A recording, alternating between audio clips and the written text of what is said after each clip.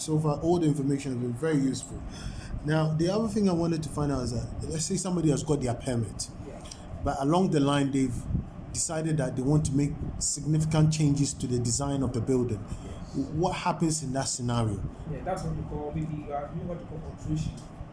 It means that you have your permits, all right, but now you realize that you want to do some changes in the building. You have to apply for permits again, because we issued permit to you maybe for 2 bedrooms. Now you want to do 4 bedrooms, 5 bedrooms. Yes. It means that the original permit issue is now avoid. You cannot do that permit again. So there's the need for us to reissue another permit so that it will comply with what you are doing. Would that mean seizure of works? They have to stop the work, or the work can carry on whilst they're still working with you to make? Now, when you apply for alteration of a structure, you request that you bring your drawings. That's the current drawing that you want to do, or project that you want to do. Okay. When you bring them, you assign engineers to your projects. Those engineers will ensure that the changes that you want to do will not actually cause any damage to other buildings close to you or your neighbors. And also, we have to ensure that the building that you are doing alteration, no matter when you do building alteration, it causes some damage to other part of the building. So we need for us to get engineers to actually check structural whatever integrity. Yes you are doing, so that tomorrow we don't get any favor of structures in our municipality. Okay. So the other question is that if I receive a building permit, is it for life? Can I hold on to my permit for 10 years before I decide to break ground? No. Building permit have a duration of 5 years. Okay. Now your 5 building permits say today, the 14th of December 2020, and it has a duration of 5 years.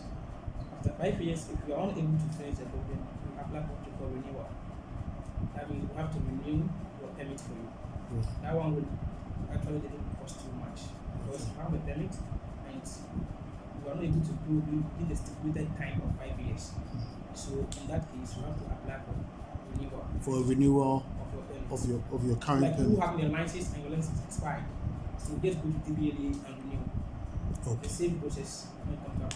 Because it's important for people to know, especially those who maybe in Ghana or even overseas, they've come to Ghana, they've got their land, they've managed to get a permit, and they've got a permit and they are sitting on the permit till whenever. So you've got 5 years where 5 years. you should be able to use the permit. Yes. Right. So under what circumstance would you refuse a permit? What are some of the reasons why? I've got a land, maybe it's within a residential area, all right, everything is perfect, but under what are some of the circumstances why you would refuse a permit? Okay. Number one, if you conduct a search and it shows that those who sold the land to you, they are the rightful owners, Okay. we can't issue you the permits. Okay. Number two, if, for example, you were to put up a petrol filling station, and before you put up a filling station, it comes with the requirement, like I said, the EPA will have to come in, the fire will have to come in, and the EPA will have to seek the consent of those neighbors living around the area. That means those living in the area must agree that the said project should come on. If the neighbors refuse that particular project, they will not allow it to come on. We can't issue permits to you. Okay. On that basis.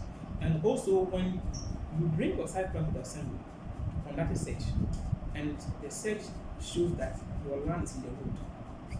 If your land is in the road, you can't actually issue the permit to you. Nobody flies to the school.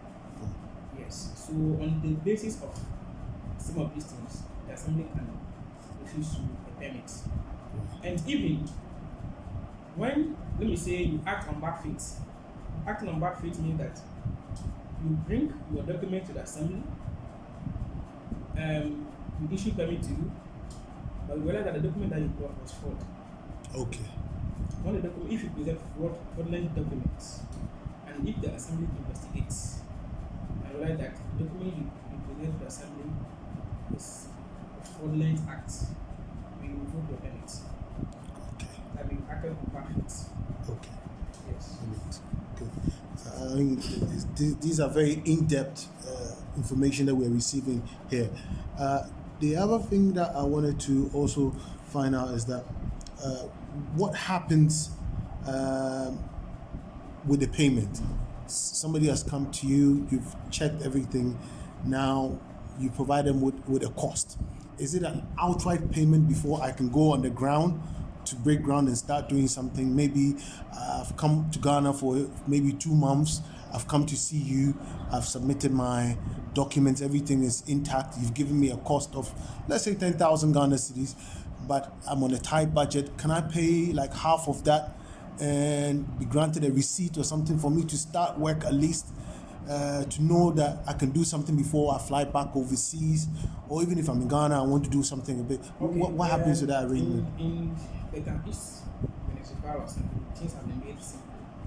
Like I said earlier on, if we check your documents with our layout and it shows that where your land is at the right place, the engineer will have to visit the site together with the town accounting plan director.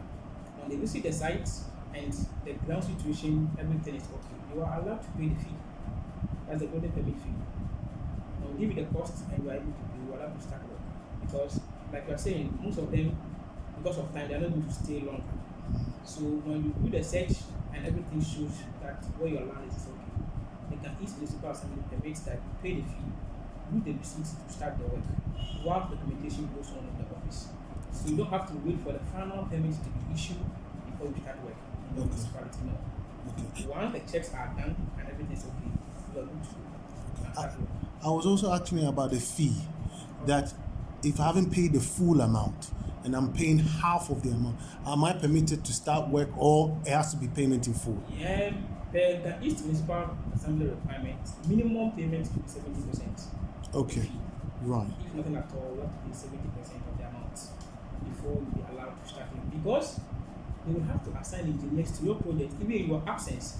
The engineers will have to go there from time to time to check, to make sure what you have submitted to the office is the same thing that you are doing on the ground.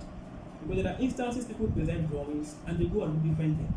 So the assembly have not put measures in place to be sure, even in the absence of the client, you go there to be sure whoever is at the site, whether the foreman or whoever is there, is building according to standards. Perfect. These are very useful, because sometimes, half the time, people will say, oh, the assembly is charging me so much money, but they are not doing anything. They just come and they just throw figures at me. But those I think comments are all we have, but now the assembly have put only good measures in place. good. Previously, I won't dispute that fact, but now things have changed. Brilliant. Things have really changed. And that one, I can guarantee you the trust that things have really changed. Perfect. Perfect. Okay, so moving on to the other side of things, where let's just say somebody also has acquired their land, everything, but they decide that they do not want to come to this thing, the assembly, and they want to start work on their own and go on site, break ground, and do their work without a permit. What happens to in that scenario? 'Cause I'm sure it does happen. Yes, it does happen. The truth of the matter is, whenever you start any projects without permits, and our engineers come to the site and stop you, number one, we pay penalty. Pay a penalty. That means that you are born contrary to the laws of the country. It is like you driving without license. You have not been guaranteed to drive. You want to drive. So you don't have permits to do it, you are building. So initially, the local authority, the assembly, give you a fine, the penalty to pay before you be asked to pay the actual permit fee. So anybody who builds without permit, the project or the building you're putting up is an unauthorized structure. By our laws, we don't know you, and nobody has asked you to build. So you are building in your own capacity, and it goes against the laws of the country and the bylaws of the assembly. So first, when we get to the penalty, that is 50% of the permit fee. 50% of the Yes, actual so permit if your fee. permit fee is 10,000, you're going to pay 50% penalty, which is 5,000, before you pay the actual permit fee. So I actually educate my clients, if you want to start something, the earlier you start the process to get your permits, the better. Don't go and break grounds before the engineers will come, summon you, and you can pay that huge amount of penalty. But I think the education is ongoing, and we actually encourage our clients to actually get their permit before they start the structure that they want to put. Because now the government has actually put things in place. So what if somebody refuses? You go to stop the person, you leave, and the person comes back to carry on. What happens if somebody is being difficult and refuses to just pay for the We are permit? currently in court with some clients. If we summon you, first we come and then we write on the building stop work police permit. If you don't show up, the next one that we are going to do is that we are going to write on final permit. If you don't show up, you have every right. The assembly doesn't need any law, or they don't need any mandate from any court to demolish any structure by law. You don't need any mandate from any court to destroy any unauthorized structure. So if you keep on building without permits, the assembly has the mandate to demolish it whether you have the documents or not. As long as you don't have permits, you have every right to demolish the structure. And some of them are in court now. Okay. If you build without permits, you prosecute. And you'll be fined Yes. heavily in the end. Heavily. And Okay. all the costs involved in our up and down pay at the end of it. So they will bear your legal Yes. cost and your Legal cost, everything. additional Yes. cost for wasting And so the when time you of the beg most assembly. people, but they later come and beg. They later come back, that time it will be too late. Because So- once we are in court, we make sure that the court process goes on. So the final verdict is given. I think this is very important, especially for those who are not aware or those who are overseas, Yes. where they are relying on their family members who say, "Oh, it's nothing. Let's just go ahead. Oh, we can build. We've got the land." It's important that they do the right thing. Just as you are in any country, you obey the laws. Likewise, over here in Ghana, there are laws that have to be followed. Okay, now going back to our earlier discussions regarding the documentation, I wanted you to break down the exact. I know you mentioned 4 sets of drawings. I know there are structural drawings, there are electrical drawings, there's other things. Can you break it down so that somebody who is engaging an architect to produce the drawings for them, they will know exactly what they are meant to submit to the council? So just briefly try and give us a breakdown of the documents. Okay, mostly if you are presenting your drawings to the assembly, you need the architectural drawings, you need the structural drawings, and you need electrical and plumbing drawings as well. So these ones are the documents that you really need to submit to the assembly, and these are all in one document. Let me say they are one booklet, all combined together. Right. You know, drawings are not done by one person. An architect has his part to play, a structural engineer has his part to play, electrical engineer has his part to play, then plumbing aspect is also there. That is, those who understand plumbing have to do it. When they finish with all this, they put everything together as one document. Right. So this is how these are the documents we actually require before we actually can give you a permit. Now, I know it may be difficult or you can't give specific numbers, but in your experience, let's just say somebody wants to put up a 2-bedroom boys' quarters. Roughly how much do you think maybe the cost from the Ga East Municipal, because we're in your premises, so you can't speak for other assemblies, but In the Ga East Municipal Assembly, assessment is done in square meter. That Okay. means that when you bring your drawings, you calculate the total square area of your building. right. Yes, then we have a rate that we multiply with. That gives you the amount of permit fee you're supposed to pay. So the size of the building determines how much you pay. Okay. The bigger the size, the size of the building, the more you pay. Okay. So if it's a story building, obviously it will be more expensive Yes, than yes. a single Single structure. Yes, it may and it may not. The reason is that somebody may not put up a story building. It's not a story building, all right, but it is maybe the size of the building is very big. It's quite grand. Yes. As compared to somebody who puts up a story building, but maybe the size is very small. Yes, maybe their land is Yes. half a plot and they want to maximize it, Yes. but somebody has got a full plot and they want to Yes. build a grand house. So you see Okay. that person, though it's not a story building, but the cost to be high, as compared to somebody maybe who's put up a story building, but the size of the building is very small. Okay. Yes. So So mostly the size is what is taken into consideration when it comes to costs.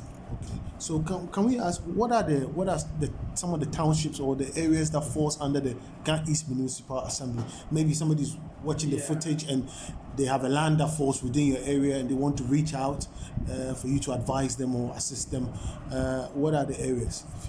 Ga East Municipal Assembly. When we look at places like Abokobi, Aruba, Hachu, Westland, Iskisema, Taifa, Domin, Babenya.